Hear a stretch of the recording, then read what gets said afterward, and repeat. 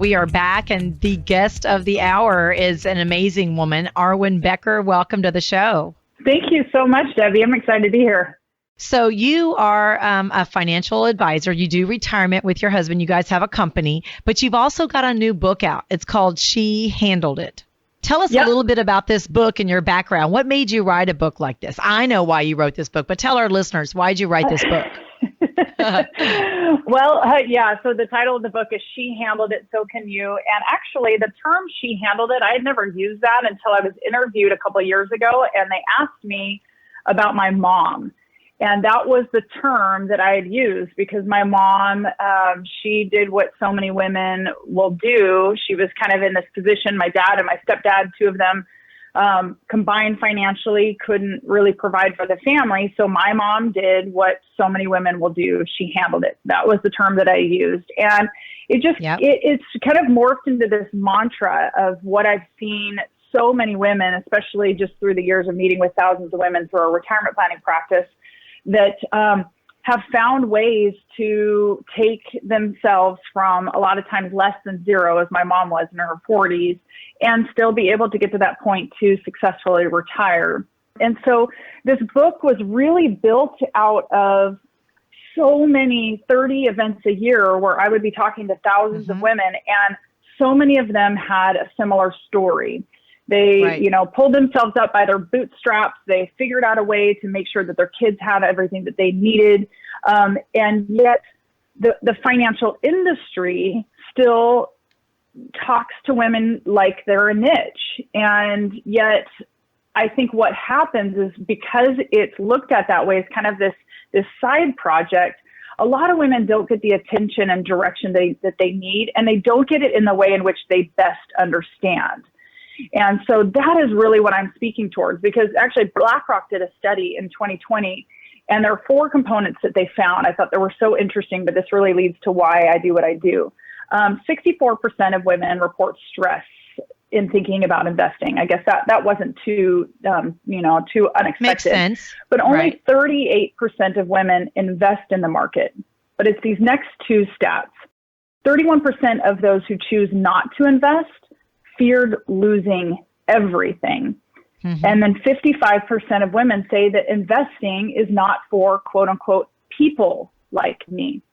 That is what my book is written for. It's written to those women who think they're never going to be able to understand it, that this investing thing isn't for me, that I'm just not smart enough, I'm not worthy enough, I'm not all these narratives that a lot of women either make themselves or are told to them.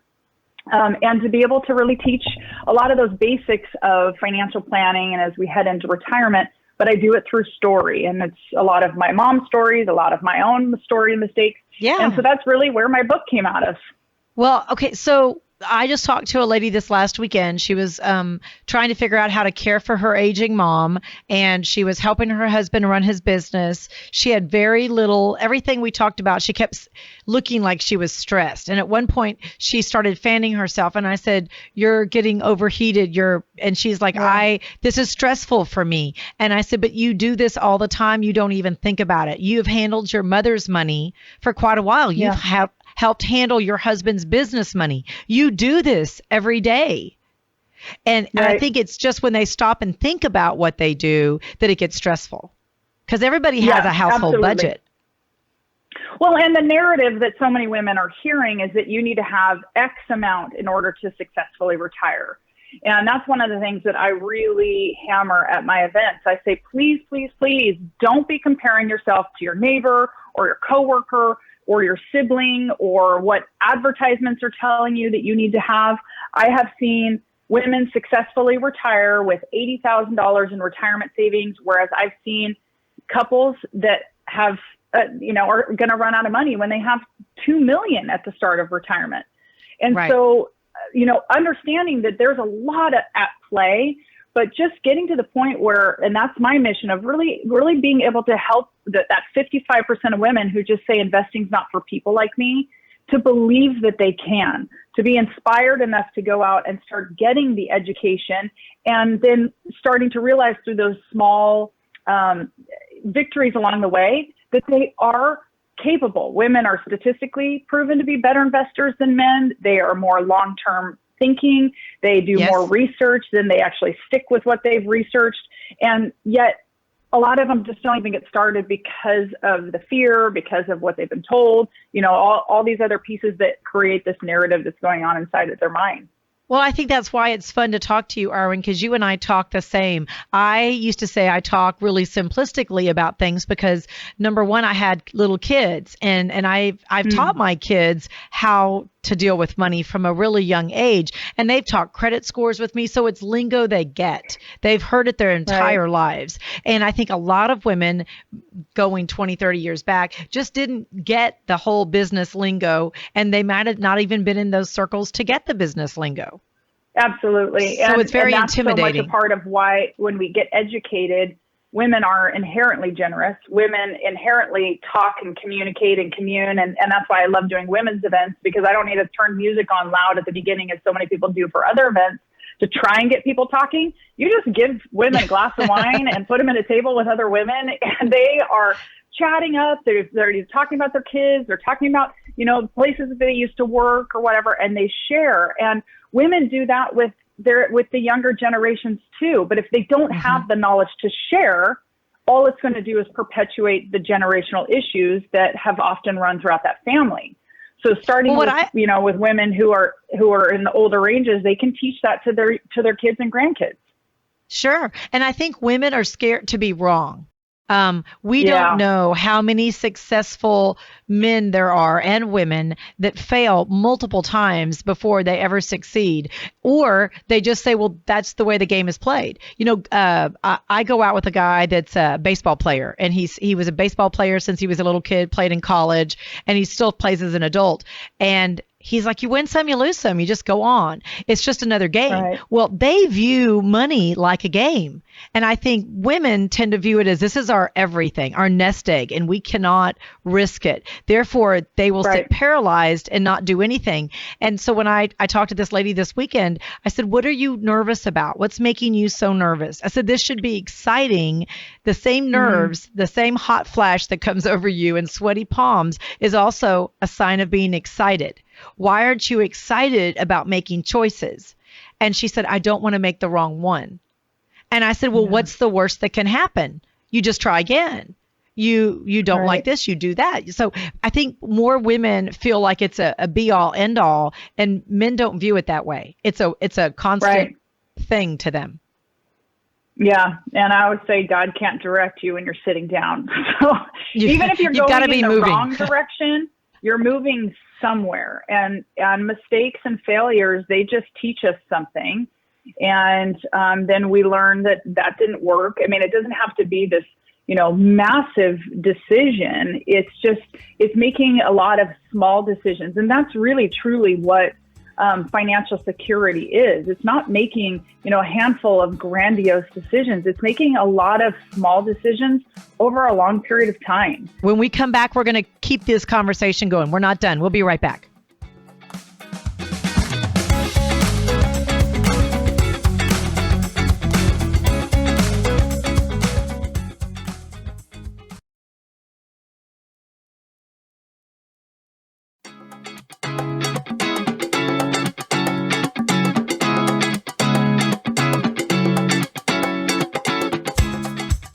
We are back, and you're listening to Debbie, the Dollar Diva, and I have Arwen. She is a Dollar Diva as well. Arwen, thanks so much for being with us today. Tell us how to find you online. So really, there's two main places. So my retirement planning company is Becker Retirement Group, so beckerretirement.com. And then I also have a training company where I train financial advisors to excel in marketing to women. And that company is called LIFE, L-I-F-E. It's an acronym, Leaders Inspiring Financial Empowerment, Life with Arwen. And so that's my YouTube, that's my Facebook, that's my Instagram, my Twitter handle, my LinkedIn. All of them fall under the Life with Arwen. So you're finding that, like I do, that women, they say we can't do it all at the same time and do it well. So some people, they may stay out of the workforce when their kids are little, but when their kids get a little bit older, they go back to work. That's a great time to really expand their education about money and finances, because they're going to need it. They're going to need it. Their husbands aren't going to stay around forever. Yeah, 80% of men die married and 80% of women die single. So I always say you'll be the last woman standing left to handle it. So we need to get the education now. And now means whatever time that is. I mean, I wish I could go back to my divorced 24-year-old self and shake her and say, come on, pick up a financial book and read it. But I didn't. I still was resistant to it. I thought I wouldn't be able to learn it. You know, all the things that so many of us tell ourselves, or just that it's going to be too freaking boring, and that's, I wrote my book in a way in which I actually would want to read a story, and so getting started with the basics. And I think for any woman, that means picking up a book or two that's specific for women and money and educating, just laying the basic 102 level foundation, because we don't know what we don't know. And so starting there, but then you start to compound the compound effect of these small little positive choices over time. And you'll wake up 5 years from now and go, wow, I've actually come really far from where I was 5 years ago. But often what happens is we devalue the seed. We devalue what we would plant today because it seems so insignificant. But yet that is the seed that needs to be planted, that in 5 years and in 10 years and in 20 years is going to sprout into something really significant. And when we get some of those positive things under our belt, we go, oh, okay, yeah, I can do this. And I can make a different decision, or I could, maybe buy myself a rental, or, make some different choices that seem like, more significant financial decisions. Well, and another thing is, I think men are more stubborn. Women have great ideas, and after a while they just tune us out, I've found, and I think a lot of women find that. And so I have, they just do that because they want to do it their way. And then what happens is the women have lived 30 years under, quote, their way. They pass away and they're like, well, now what? Now what? Because we've been doing it his way. And that my friend, I kept saying, you've got to plan for when Tom is gone. They're 20 years apart in age. And he had a stroke a couple years ago. And she goes, Debbie, we really need to look at getting him insurance. And I'm like, it's too late now. He had all of his money tied up in land. That's where he thought his worth was. But she's going to have to sell that off, and no telling what the market's going to be like when she needs to sell it in order for her to keep living and paying for the kids and stuff. So that's a bad plan, but he cannot be swayed. So I'm like, you just have to take matters into your own hands and get different insurance for you. Get long-term care now, because you're the one that's going to need it. Right. And to who's be going to take care of you? Know that you're going to hit resistance.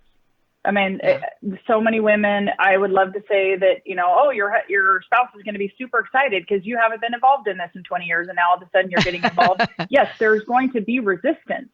But that's why, anytime I talk to women, I always give them the glaring statistics that 80% of men die married, 80% of women die single, that women spend 15% of their working years caring for kids or ailing parents compared to 1.6% of men. That means we're putting less in Social Security, less into our retirement plans. 80% that were laid off due to COVID were women because they had to take care of their children, and so you have all these things that are working against us. And so, yes, it is uncomfortable to have money conversations. But I tell you, there's a lot worse that I've seen, whether it be divorce because of money issues, because we never get on the same page and we're not willing to have the uncomfortable conversations, maybe with a therapist.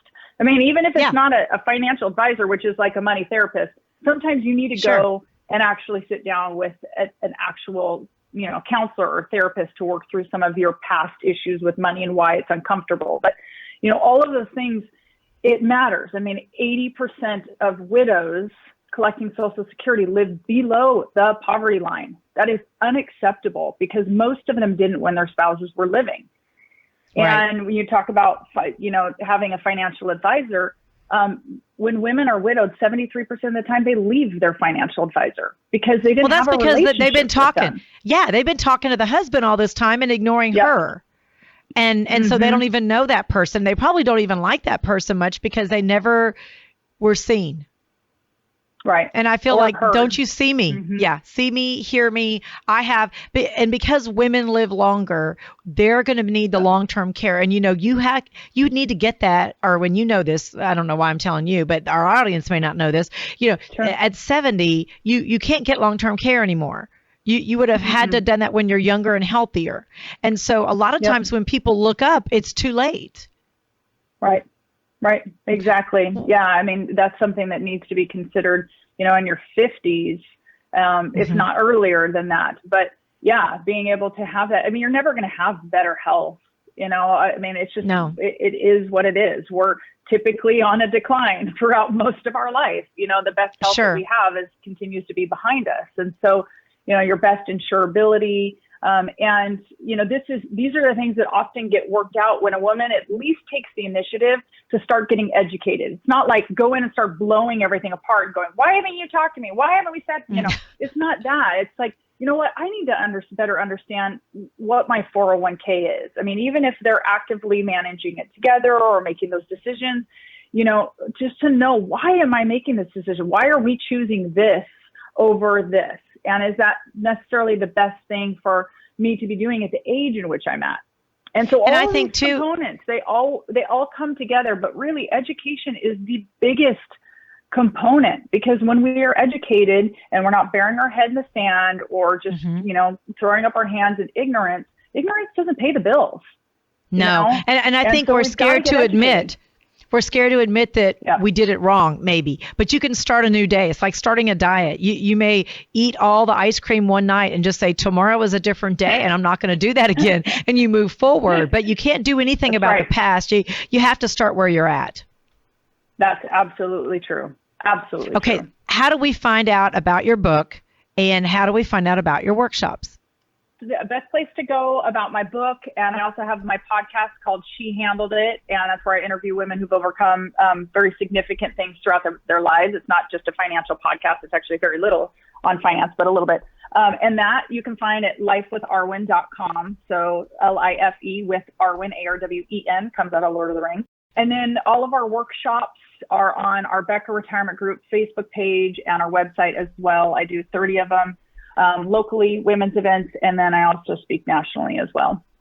Nice. Well, we will keep up with you, and I know you'll be coming close to a town near us. If not, you would be well worth the plane ticket to get to you.